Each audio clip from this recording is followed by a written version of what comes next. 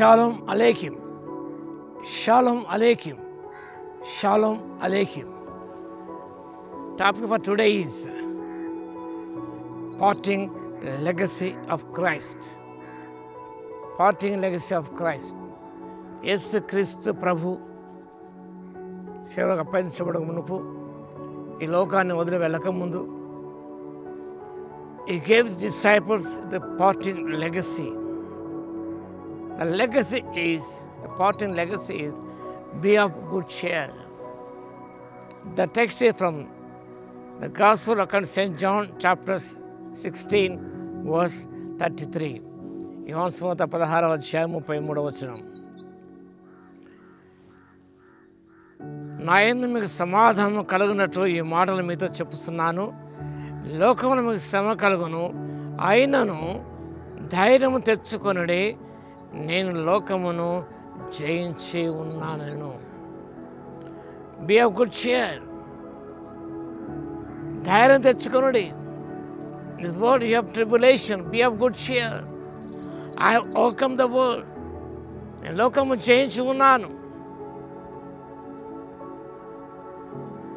Just as they were about to face the darkest and most troubling times of their lives, the Lord would be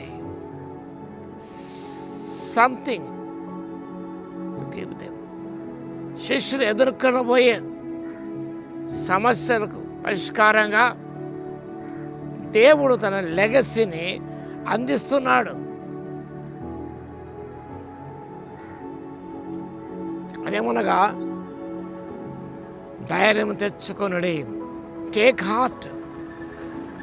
original language be of good cheer means take heart, be bold, be confident and be courageous అనేది మనం గమనిస్తాం. యేసుక్రీస్తు ప్రభువు తన శిష్యులతో మాట్లాడుతూ just taught the disciples that inner peace and courage amid tribulation could only be experienced through abiding in Christ. వాక్య భాగంలో నా యందు మీకు సమాధానం కలుగును. If I experience the inner peace in our life amidst tribulation, sufferings, pain and agony, you should experience by abiding in Christ. నా యందు మీకు సమాధానం కలుగును. చాలా శ్రేష్టమైన మాట. Inner peace and courage amid tribulation only be experience through Jesus Christ. కాబట్టి ఈ లోకం ఉంటుండగా మన కష్టాలు మనకు వస్తున్నాయి. మార్కు సువార్త 13వ అధ్యాయం 9వ వచనంలో in this world we encounter suffering. కాబట్టి ఈ లోకం ద్వేషిస్తుంది. యోహాను సువార్త 15వ అధ్యాయము 18-25 వరకు గమనిస్తే the world will despise you. Can be confident and courageous based on the knowledge that Jesus has overcome the world. మనం ధైర్యంగా ఉండగలం. ఎందుకనగా యేసు ప్రభు లోకము జయించుకున్నాడు, అన్ని మీద విజయాన్ని పొంది ఉన్నాడు. ఆయన అజేయుడు ఆయన. కాబట్టి మనకు ధైర్యం, ప్రభు జయించి ఉన్నాడు కాబట్టి నేను జయించగలరు. As believers, our lives are hidden in Christ. కొలస్సీ పత్రిక 3వ అధ్యాయం 3వ వచనంలో in Christ with God. మన జీవము యేసు హృదయం భద్రపరచబడింది కాబట్టి we are born of God. దేవునిగా జన్మించాం. యోహాను భక్తుల మొదటి పత్రిక 5వ అధ్యాయం 1వ వచనం ప్రకారం. కాబట్టి one who is born of God will overcome the world. దేవుని మూలంగా పుట్టిన వారందరూ కూడా లోకము జయించుదురు. లోకము జయించిన విజయము మన విశ్వాసం విషయాన్ని వాక్యబలము చూస్తున్నాం. అదే విషయం రోమీయులకు రాసిన 8వ అధ్యాయం 31వ వచనంలో దేవుడు మన పక్షమున మన విరోధి ఎవడు? God B for us, who can be against us? ప్రభు మనతో ఉన్నప్పుడు ఎవడు మనకు విరోధి? None can stand before our Almighty God. కాబట్టి ఏది కూడా వాక్యభాగం మరణమైన జీవమైన ఉన్నమైన రాబోయిన ఏది కూడా క్రీస్తు ప్రేమ ఇడవాప నేరవు.